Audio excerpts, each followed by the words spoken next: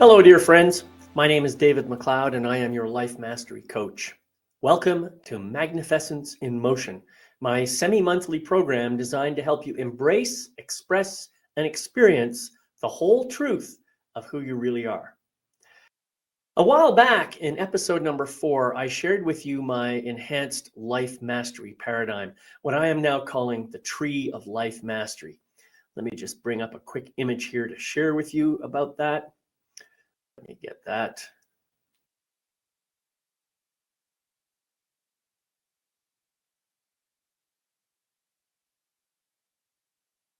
There you go. Now, this image just basically is the overview, if you like, my visual representation of what I'm calling the Tree of Life Mastery. And in that program, I introduced my 13 keys of life mastery, and I discussed essential principles from awareness to transcendence that empower deep self-discovery, authentic living, and personal transformation. I offered an insightful journey of powerful introspection, meaningful discussion, and practical wisdom to navigate life with clarity, purpose, and grace. So you can check out that episode at the link that I'm going to be dropping here into the chat. Let me just grab that real quick for you. And it'll also be in the description at the bottom of the video once this is all over. So this is episode number 8. And today I want to talk to you about cultivating awareness. Now, no matter what your path might be, if you are committed to your personal growth, you really need to master this key skill. All spiritual evolution begins with deep awareness. And the greater the depth of that awareness, the more potent and rapid your evolution can be. In today's conversation, I'm going to be covering the following key points. First, the nature of awareness. We'll consider a definition of awareness and make the distinction between awareness and mindfulness. We'll also look at passive versus active awareness and consider 4 different levels of awareness. We'll examine some scientific perspectives. We'll look at a few different ways that science talks about awareness, and we'll consider a couple of specific brain functions that come into play. Benefits. We'll talk about numerous physiological benefits, as well as ways that awareness can enhance or strengthen your natural archetypal energies. Awareness practices. We'll talk about practices that you can develop to improve your awareness with specific focus on individual archetypal energies. And then we'll summarize and close and wrap everything up. But before we get started, I'd like to share with you a little bit about my website, MagnifEssence Life Mastery School. MagnifEssence.com is my relatively new website that is focused on helping you to learn more about yourself and to expand your awareness of yourself and to develop tools and skills to make your journey of self-knowing even more powerful and potent than it might be already. You can find on that website, you'll find all kinds of streams of content that are just ongoing and continuously being added to. And there's 4 different streams available, and you get access to as many of them as you want, depending on the level of the membership that you decide to sign up with. There's also courses on the platform, and these courses are dripped out on a regular basis, and you can purchase those courses at discounts that are dependent upon your membership level as well. I've also got some of my pretty amazing ebooks on there, which you can have access to. And again, all you got to do is sign up for one of the memberships in order to be able to get those. And then the other thing that's really cool about this website, something that I've developed on my own and I'm really proud of, it's a proprietary journaling system, which means that you can record your experiences and what you're feeling and your thoughts and everything else as you progress through these different courses, these different streams of content. And the beauty of it is it's integrated throughout the platform. So if you can go to a central location and you can download any individual you can download the entire journal if you like in Excel CSV format, and then you have those entries for yourself in chronological order, much like you would have in a diary or a journal a physical journal that you keep. And so you could use those entries for anything you like, including something like, hey, maybe you want to write a book. I don't know. Anyway, I really would encourage you to go check out my website. That's at MagnifEssence.com. All right. MagnifEssence, it's spelled the same way as the name of this program. It's just my word that talks about the authentic essence of who you really are. All right. Enough of the promo for time being. Today, as we get started, the first thing I'd like to do is I want to invite you into a short visualization. So if you're not already doing so, please sit in a comfortable position in your chair with your back upright and your hands in your lap. I encourage you to close your eyes while remaining as alert and awake as possible. Try not to fall asleep as you're doing this. Take a few deep breaths to get yourself grounded. Inhale as deeply as you can, and then exhale until your lungs are completely empty. Inhale. Open yourself to endless possibilities. Exhale. Release any resistance you might have. Inhale. Welcome in the loving and healing energies of your supreme consciousness. Exhale. Release all doubts and concerns. Inhale. Allow yourself to relax totally into the present moment. Exhale. Release any tension you may feel in your body. Take a few more slow, full, cleansing breaths and allow your breathing to settle into a relaxed and gentle rhythm. As you settle into the flow of your natural breath with your eyes gently closed, allow yourself to see an amazing, beautiful, awe-inspiring mountain right in front of you. Feel the cool breeze of the forest around you. As you inhale the clean, fresh air, notice the delicious smells of nature that caress the insides of your nose. Perhaps you can smell flowers or tree sap or the gentle decay of leaves and twigs on the forest floor. Feel the warmth of the sun that twinkles through the canopy of the trees around you. Hear the sounds of birds and insects and small animals that inhabit the space around you.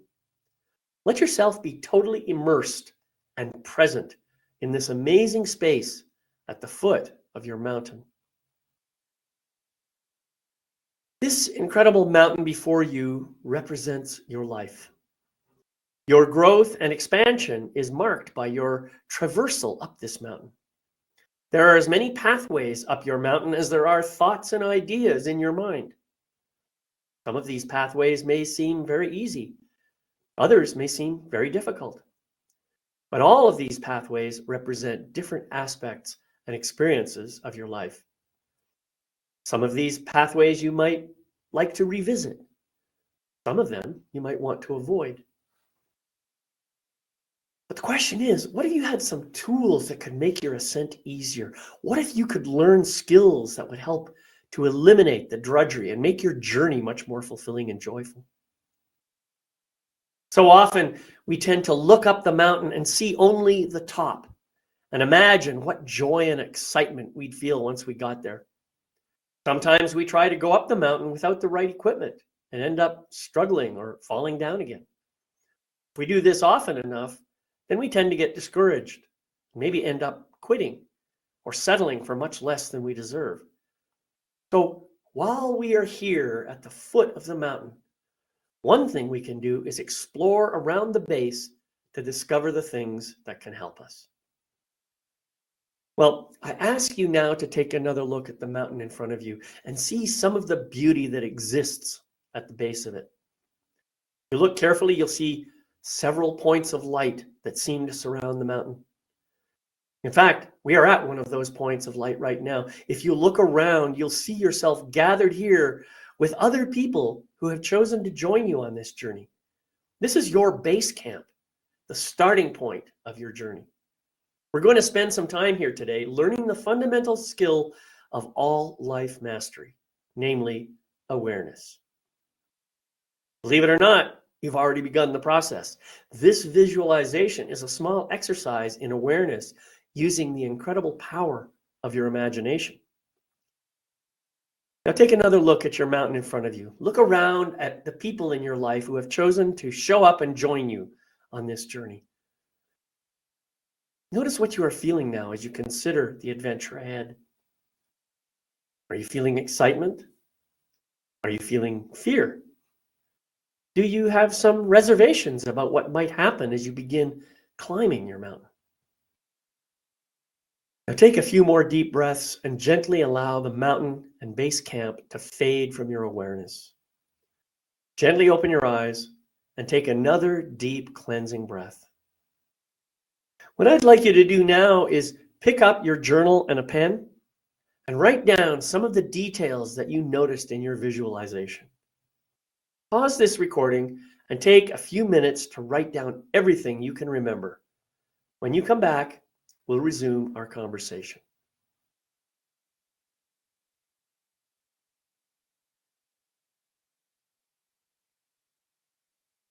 In my view, awareness is the basis for all personal growth. If you don't know what is going on, it's impossible to do anything about it. If you don't know where you are, it's pretty hard to figure out how to get where you want to go. So please take out your journal and pen again, and I'm going to ask you a few questions, and I want you to write your answers in your journal. You might even want to write down the questions for yourself as well.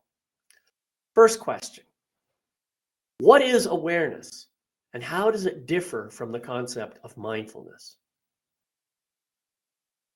Second, what is your own experience of awareness? Describe how you feel when your level of awareness is at a maximum and how you feel when it is at a minimum. Third question: what do you imagine are the benefits of awareness? Fourth question: what can you do to increase your own level of awareness in your life? I'm going to ask you to pause the recording again and give yourself ample time to answer these questions. If you miss them or anything, you can rewind and go back to the question and then write it down in your journal. Again, just take the time to answer these questions as deeply as you can. Once you're ready, come back and we'll continue.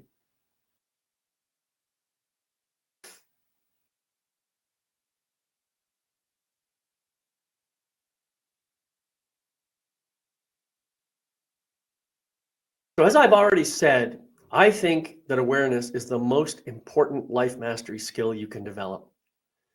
It is the foundational skill that supports every other skill. And without awareness, it's just not possible for us to grow and develop to our full potential. If you learn only one skill in your entire life, please let it be awareness. Learn to expand and just broaden your awareness in as many ways as possible. And everything else will kind of come from that. And in order to build awareness, you have to practice. The ultimate objective is to be fully aware at all times. But, most people have a hard time with that. We get focused on something, maybe we're doing something really clear, but an awareness of what's going on around us just disappears, right? Or maybe you might find yourself doing something. I mean, I've had this experience myself. I'll be driving somewhere and all of a sudden I'll kind of become aware, oh my God, I've missed the last 50 miles. I haven't really been paying attention at all. How did I get here? I didn't really notice the scenery going by. It's not like I'd fallen asleep or anything like that. It's just that I was in a zone kind of thing. And my level of awareness had diminished. So the objective, I think, is to find a way to be 100% aware 100% of the time. And that is a tall order. And I don't think there's anyone on the planet who has achieved that. But that's the ultimate goal. That's like the peak of your mountain, if you like. So we have to do everything one step at a time. So when you're thinking of awareness, you want to think of things like your surroundings, your environment, and everything outside of yourself, right? But you also want to think about what's going on inside. And maybe even what's happening in your mind. What's going on? What thoughts am I having? What judgments am I having? All these things are really, really important. Let me give you an example. Almost everyone has paused at one time or another to look at the clouds in the sky. I think you'll probably resonate with this. At first, you might actually just be looking at clouds with no particular agenda. But it doesn't take very long before your ego mind starts chiming in. And what happens? Well, if you're like me, then you probably start noticing patterns in the clouds. You might see a face or a flower or an angel or a bumblebee or a dragon. The possibilities are endless. But here's the awareness question. Do you really notice what is happening in this scenario? When that happens to me, I realize I'm no longer just being simply aware of the clouds. Instead, I am becoming aware of the magical stories that are being made up in my mind. This is a wonderful aspect of the amazing power of our intellect. And by the way, there's nothing wrong with the fact that you're making up these dramatic stories in your head, but you do notice how the stories themselves can become so entertaining that you actually lose yourself in them and you forget about what you were doing in the first place, which was just looking at the clouds. So you move away from awareness and back into that sleepwalker mode. And it's easy to do that. We all do it. It's a part of being human. So take a moment now to reflect on these questions that I'm going to ask you about.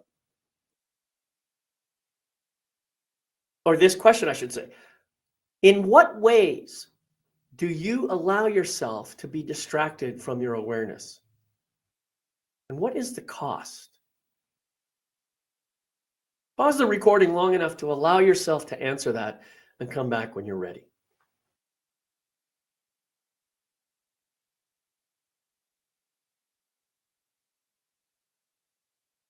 All right, welcome back. So what I'm going to do now is I'm going to share my screen with you and walk you through a brief PowerPoint presentation to give you my perspective on awareness.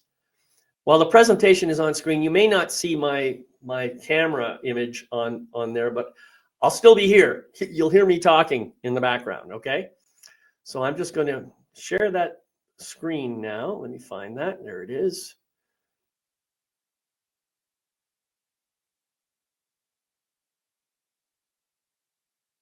So this little presentation is just called Cultivating Awareness.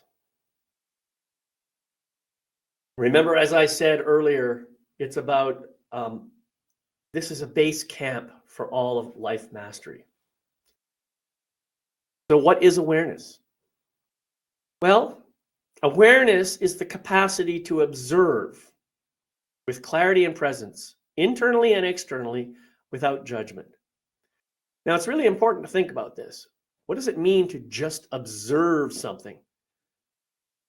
That means that you're not putting your spin on it. You're not interpreting it. You're not,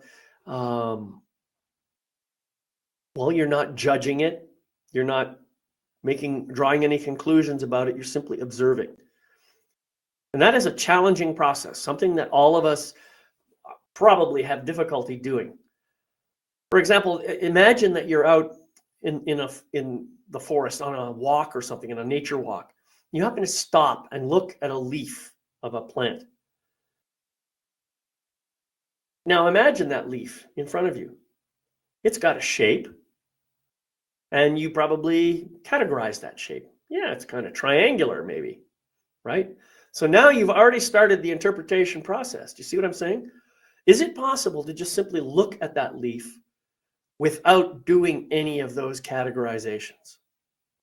Is it possible to observe without the dialogue, without the judgment, without the interpretation, without the assessment?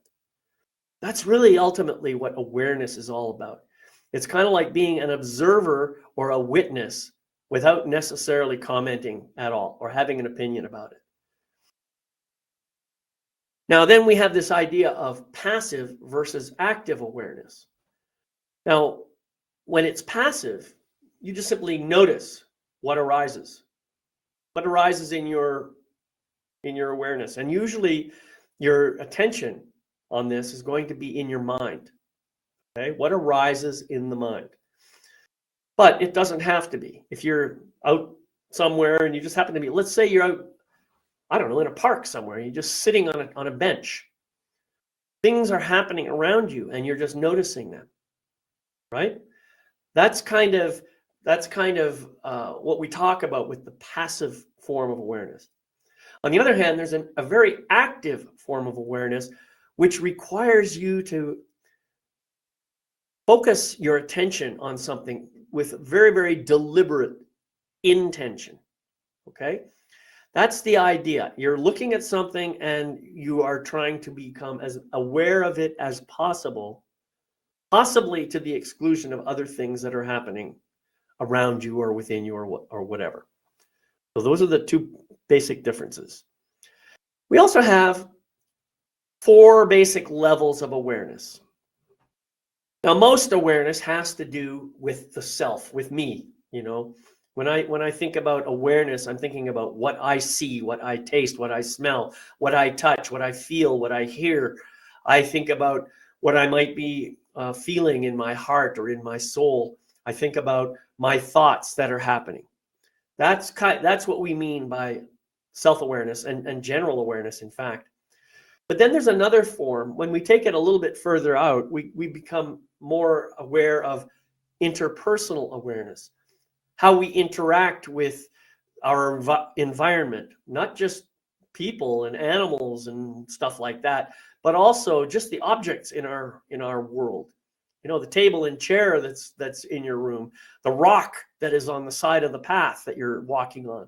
Things like this. We have some kind of an interpersonal relationship going on, and we have some level of awareness of what that relationship is all about.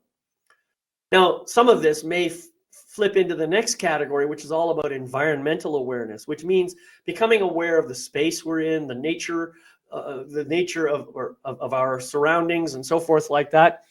It's really about broadening. You notice what we're doing. We're kind of expanding from the inside out. We're bringing our attention from inside ourselves to our immediate environment around ourselves, and then broadening it out as widely as we can. Now, a 4th level of awareness is what I call meta-awareness. Now, this is a really complex subject. For example, when I'm doing meditating, I often get to this point and I'm saying, okay, I try to observe everything that's going on within me. I try to be aware of everything that's happening. But at some point I ask the question, well, who is it that's doing the observing? What is it that's doing the observing? And I try to become aware of that. In other words, I try to become aware of the observer, that part of me that is doing the observing. Man, what's really interesting is the moment I get to that level, if I'm able to even see that first level of observer, the next thing I'm wondering is, well, who is observing the observer? And you see, this can go on, well, I guess it could go on infinitely. But how deep does awareness go? And that's the beauty of meta-awareness. It's something that I find fascinating to study and just learn more about when I do my own processes of becoming more aware. Now, there's a lot of people out there who talk about mindfulness. And mindfulness is a wonderful practice, something that, that you can do all the time. But mindfulness, in my opinion, is really about the mind. And it's about trying to have a non-judgmental present moment focus with the mind. Whereas awareness is at a higher level than mindfulness. It is awareness that can become aware of mindfulness. Do you see what I'm saying? So it's really, really interesting. And I think that one may be subsumed by the other. And ultimately, what I'm talking about here is elevating and cultivating your level of awareness, because I think it's the most important thing you can do for personal growth and expansion. Now, science has all kinds of things to say about awareness, and mindfulness and all these different topics. But I think a couple of points that I found most interesting is, first is this idea of neuroplasticity, which is a relatively new science, or a branch of science that has discovered, I think within the last 20 years or so, maybe a little bit longer than that, has discovered that the brain is actually capable of regenerating neurons and synapses to connect those neurons. It isn't the fixed and rigid structure that we used to think it was. And awareness has a powerful impact on our ability to enhance neuroplasticity. So it's really important to look at that. So the other thing is that awareness really helps with cognition and stress reduction. Now, when I say cognition, I'm talking about, being able to understand things, right? Knowing things. That's what cognition means, knowing things. And so awareness strengthens that capability. And it also, just by having more awareness, you immediately have a kind of a correspondent stress reduction. It's pretty amazing. You also have some pretty powerful emotional regulation. So for example, your primary frontal cortex, your prefrontal frontal cortex, and amygdala are directly affected by your level of awareness. Primary frontal cortex, boy, I'm having a bit of a brainwave at this moment. But yeah, so those things are pretty powerful. Now, the other side of science is that science considers awareness in two ways, internal versus external, which they call interoception and exteroception. Well, I mean, we've already talked about this, right? Internal means I'm thinking most about what's going on within this body. And remember, science is more interested in the physical than it is about the spiritual. And the external side of it is also physical, but it's talking about the environment we're in, the space we're in, all that kind of stuff.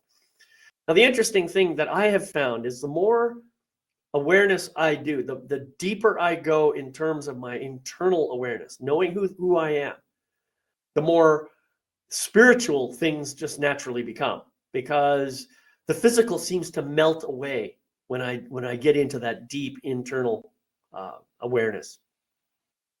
Now, the other thing is we have situational awareness in high performance contexts. Well, what does that mean? It means that you are aware of what's going on in any given situation and how you are showing up in relation to that situation. That's what situational awareness is really all about.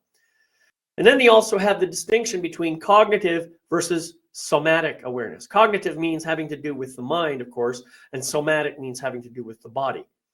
So you've got mental awareness and body awareness. These are the two types that science talks about. Now, as I've mentioned already, awareness is a base camp. It's the starting point as far as the tree of life mastery is concerned. It enables conscious choice and emotional intelligence, and all four archetypes depend on awareness. Now, you've already heard me talk about archetypes a few times in this conversation, but you might be wondering, well, what exactly is he talking about with these archetypes? So maybe I'll take a little bit of a detour here and explain this. Actually, no, let me finish this presentation, then I'll come back to archetypes. That's what I'll do.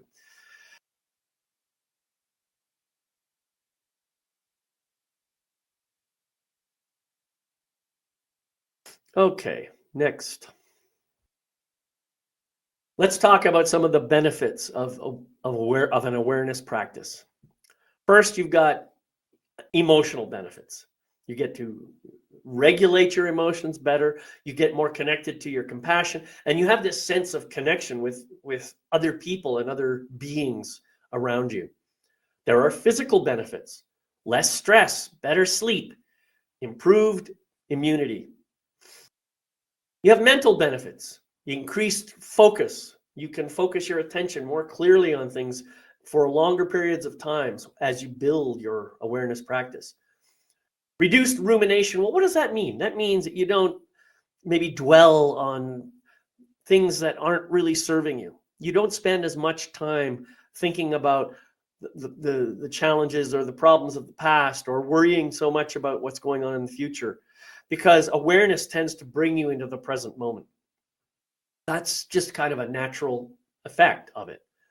You also have spiritual benefits of awareness practices. So you become more present, your intuition increases, and you have the ability to begin the process of transcendence. That means to say, going beyond or above where you are right now and moving to the next level of your spiritual journey. That's all part of the beauty of it. Now, in terms of the archetypal benefits, I'm going to come back and talk about these archetypes a little bit later, but the Harmonizer archetype experiences greater empathy and connection. The Guardian archetype gets increased energy and vitality. The Philosopher archetype gets enhanced clarity and discernment. And the Oracle archetype gets access to intuitive wisdom. Now, these things will become clear in a moment when I go into some more detail about these archetypes and how they show up in your life. And then, of course, so I guess I should be talking about these. I'll talk about the archetypes now. So each of us, all beings of a human structure, I believe, have access to these 4 primary energetic archetypes. Now, the first of these is the Harmonizer. The Harmonizer is associated with the heart, with emotion, with connection, and with just being in the world so it's kind of an emotional aspect, and we all have it, right? So the thing is that the Harmonizer, the primary emotion that is able to access the Harmonizer is sadness, because sadness is associated with the idea of loss of connection, which has to do with the Harmonizer wanting to be in connection. You see? So in terms of Harmonizer practices, for an awareness, overall Harmonizer practice for awareness is emotional check-ins, deep listening, and beauty walks. These are 3 examples. There are many more. These are 3 that just came to my mind. Now let's talk about the second archetype, is the Guardian. The Guardian is associated with the physical, the body, and is primarily concerned with service and safety. That's the Guardian, right? The Guardian takes care of you. It protects your boundaries. It does all of these things. That's a natural part of who you are. And the primary gateway emotion for the Guardian is anger. Why? Well, because anger usually is a signal that a boundary has been violated or something like that has happened. And so your natural tendency is to go into protective, defensive mode. So your guardian is always there. And you can activate Guardian practices by doing a body scan. Just do a deep meditation. Look inside and examine what's going on in your body. You can do breath work or movement meditation.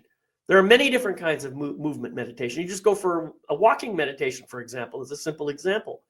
Or there's another one that some people do whose name I'm just forgetting now. It's called, what's it called? Oh my goodness. It's a very intense, active meditation that involves a lot of jumping and yelling and stuff like that. Basically, what you're doing is you're activating as much of your body as possible. And then the other thing, of course, is you can just do simple tactile awareness. If you just sit quietly and say, what am I feeling in my body? What am I feeling? And notice where that's showing up. That can be a powerful, powerful experience. The next archetypal energy that we all have is the Philosopher. The Philosopher is associated with the mind, right? The brain, the intelligence, logic, science, all of these things are associated with the Philosopher. And the Philosopher is kind of tied to your ego mind as well. And you can increase your awareness of your Philosopher energy by journaling thoughts and beliefs. Write down what you're thinking, right? Journaling is a powerful, powerful force. Or you can do thought labeling meditations. In other words, You do a meditation, you have a thought comes up, you label it and you let it go. You release it, release it. The reason for doing that is if you don't label it, what happens is you'll tend to focus on it and let yourself get distracted by that thought rather than simply saying, oh, it's that thought about such, thank you, and let it go. The other thing is about cognitive reframing. Sometimes you'll have an experience of something and you'll make a judgment about it, right? And that judgment may or may not serve you. So you may have the power, through the power of your philosopher archetypal energy, to ask yourself questions. How might I reframe this such that it actually benefits me? Powerful question that I've learned that helps me do this is, how does this serve me? That's a powerful question. I'm not going to interpret that question for you at all. I'm just going to offer it as something for you to use. Now, the fourth archetype is Oracle. The Oracle is associated with your soul, your spiritual essence, and is also associated with your life purpose and your vision for your life. Your Oracle protects that vision and keeps it in focus all the time. So if you happen to forget what you're really all about, you can just simply tap into your Oracle energy and you can reframe pretty much everything in terms of why I'm really here. What is my life purpose? So you can enhance your Oracle practices by doing visioning meditation, such as the one I did at the beginning of this program, the mountain visualization. You can do soul-centered reflections. This is also a form of meditation, and I do these all the time. Every time I do a meditation, it's really about descending into the depths of my body and finding that place that is my soul, and then following it, learning more from it, that sort of thing. The other thing you can do is dream tracking. This works differently for different people. I have heard many people say, I know I dream, I do it, but I very rarely remember my dreams. One of the things that I have tried that works for me sometimes is if I wake up right away and after a dream has happened and I start writing it down, usually the details will come and I'll get something down. That doesn't always work for me, but it does work sometimes. And so you can try that. So remember, awareness is the gateway to all personal growth. Carl Jung said this, until you make the unconscious conscious, it will direct your life and you will call it fate. So my question for you is, what level of awareness is calling for your attention today? Maybe you should ask yourself that question at any given moment. And try to remember to do ongoing cultivation of awareness across all the archetypal energies. So that's that. That's my presentation. Let me stop sharing. Return to the camera. I need to clear my throat and have a little drink here.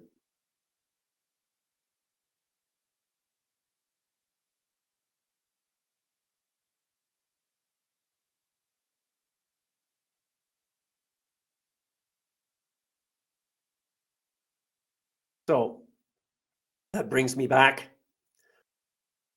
to the present, or after the presentation.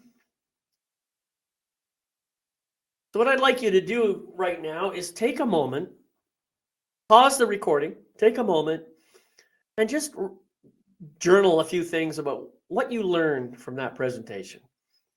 What stuck out for you? What seems like something really important? What is one practice that you could start today that will help you to enhance your cultivation of awareness?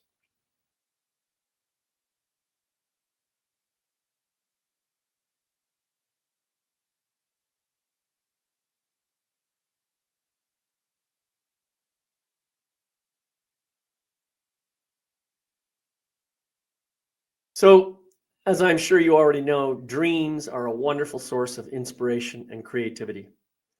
I see dreams as a way of temporarily shedding the constraints of the physical world so that I can commune freely with my soul and travel wherever I want to in the universe.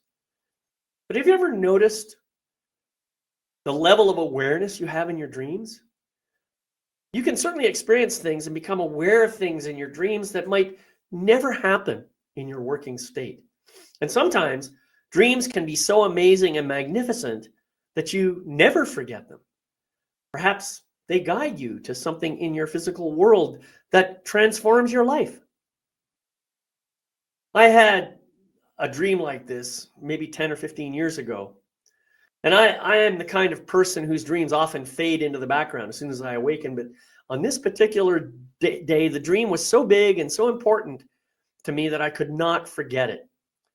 In fact, when I wrote about it the following day, it actually flowed from my pen in the form of a poem, fully formed and without need of editing. That's pretty rare for me. Well, I'm going to invite you now to relax, take a few deep breaths to get present and just listen, because I'm going to read this poem to you. But I'm also going to share it on the screen so you can follow along. Let me just find that again.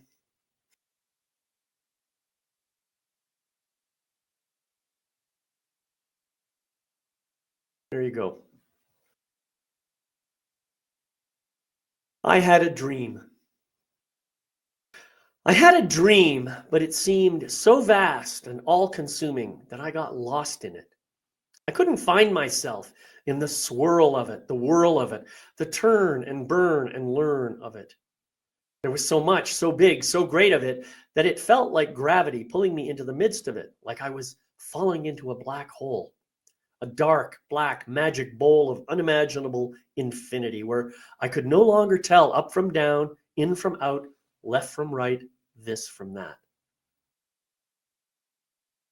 And in this exquisite, mystical laboratory of incomprehensible beauty, swirling, whirling, turning like Sufi dancing chaos, in a highland reel of staccato perfection, somewhere, like right there, more or less in the center, was the heart of it, the heart of it, the heart, the beating heart, beating this heart, like it simply had no choice but to hold things together, beating, pulsing like an engine, this heart, shining and beating and emanating its endless and powerful staccato rhythm, this heart, emanating and transmitting its impeccably unblemished, glitteringly untainted, impossibly pure love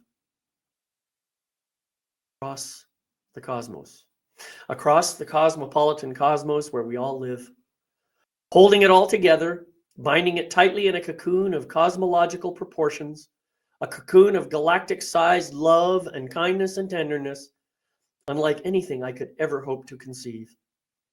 Holding everything, everyone, holding me and you, there, practically in the center, among all the other yous and me's, there in the middle, in the swirling midst of you and me and you. And all of us dancing crazily like a swirling black bowl of unrelenting chaos, breathing our love in and out and beating like a heart full of dreams. When it all started, I was afraid. It was so big, so indescribably big, bigger than my mind could bear to imagine, bigger than my heart could ever hope to embrace. But it still danced inside me, dancing and moving, singing and exulting, beating and pulsing. Like a living thing, it would not be stopped. It could not be stopped. So I opened my mouth and I spoke it. I said it out loud and breathed it into the universe. And I watched in awe as my heart cracked wide open and my mind collapsed, a singularity of improbable perfection. And the exquisite dance emerged and unfolded and expanded and grew and swirled and turned and gave birth to itself in inconceivable ways. And somewhere in the midst of it was you, and somewhere in the midst of it was me. And all around us was this love full of hearts and life and unremitting order and beauty. This pure love that we had never noticed before. It wrapped us and held us and embraced us, knowing that we would come to forget about it again. And it just held us and loved us and forgave us, knowing that forgiveness was not even necessary. I had a dream, and it scared me a little because it was so very big. And it scared me even more because it was a dream in which we all remembered, all of us remembered. We remembered that we were loved beyond measure. I had this dream. I wept. Hmm.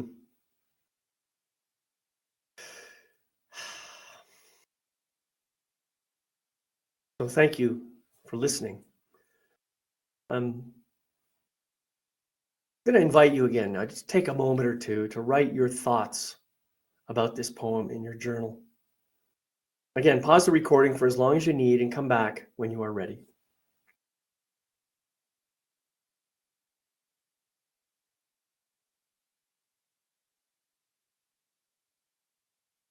Now, there is something else for you to consider about dreams. So please grab your journal again and write down these questions. 1.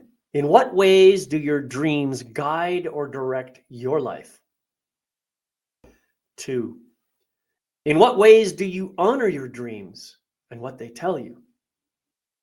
3. What can you do today to bring even more awareness to your dreams so that they can be more empowering to you in your daily life? You can pause the recording again, or you can come back to this later, but I do encourage you to write as much as you can in response to those questions.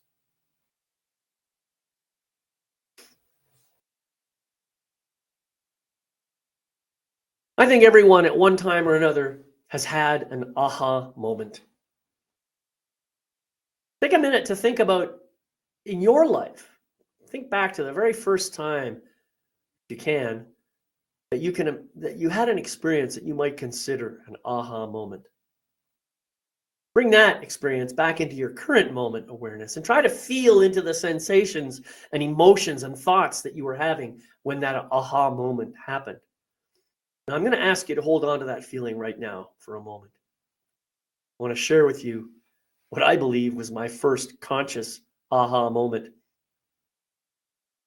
It happened when I was in kindergarten, way back when I was 5 or 6 years old. And of course, I didn't think of this as an aha moment when it happened, but I do remember the experience, and I just want to share it with you.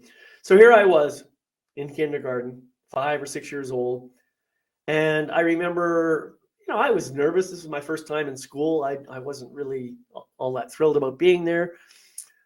And of course, one day, I guess, I was out in the schoolyard at recess, and I happened to look across the schoolyard and I saw all the grade 1 kids, or the first graders. They were playing over there, and I thought, oh, look how amazing and how big they are, how cool they are. Maybe one day I'll be a first grader, Typical kid stuff. I think that's what I was thinking. But I was in something of awe, I think, about these older folks and how far advanced I thought they were. Well, sure enough, at the end of my year in kindergarten, I ended up moving into grade 1. So the following year, here I am in grade 1, getting all excited about it. And this time I was actually pretty excited about going to school. And I'm out there in the schoolyard again, and I'm looking across the yard, and I see all those previous first graders who are now second graders. And I'm thinking, my goodness, look how advanced they are. Look how wonderful they are. And then I happened to turn the other way, and I looked back, and I saw this other kid who was just a young kid, and I thought, wonder what's going on there. And I realized this kid was in kindergarten. And I thought, soon enough, you're going to be over here, my friend. Pretty soon you're going to be over here. Now, that doesn't sound like much. But what I realized, and it was many years later when I had recalled this memory, I realized we are all on a continuum. We're all on a journey. And our lives may not all start at the same time. They don't, obviously. But my point here is that no matter where I am on my journey, there are people ahead of me on this journey, and there are people behind me. I can reach forward and ask for some help from those people in front of me, and I can reach back and support the people behind me. It's only a step or two difference between us, right? So no matter how enlightened somebody may seem to you, you have the possibility of getting to that same level, and you have the possibility of helping other people to move to the next level where you are right now. That's the aha, I guess, that I got out of that experience. And I know you've had experiences like that too. Maybe not exactly the same, but you've had experiences that have helped you to understand that we're all on this continuum. So on a new page in your journal, just write down the first aha moment I remember and spend some time describing the details of that early experience. Write down as much as you can about what you were thinking and feeling. Right? This is really, really important stuff. What did you learn about yourself in that moment? What did you learn about awareness in that moment? Pause the recording and give yourself time to write your thoughts, and then come on back when you're done.